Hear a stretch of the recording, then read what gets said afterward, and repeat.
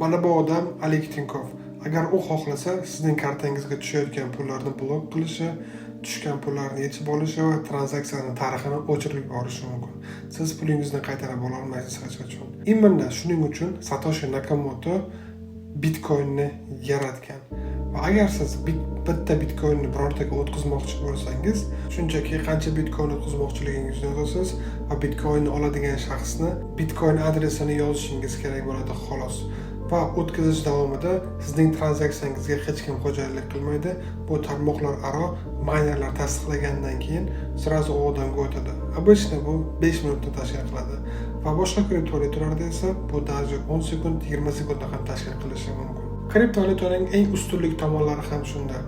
Hech kim sizni tranzaksiyangizni bekor qila olmaydi.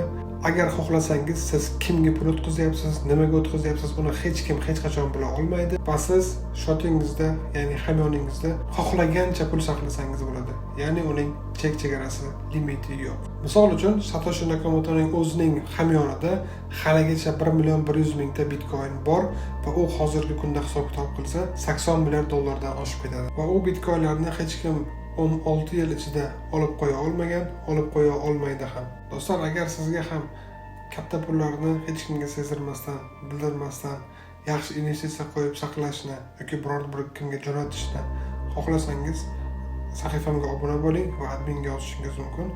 Bunda daromad qilishni xohlasangiz esa sahifamni va Telegramni kuzatib boring.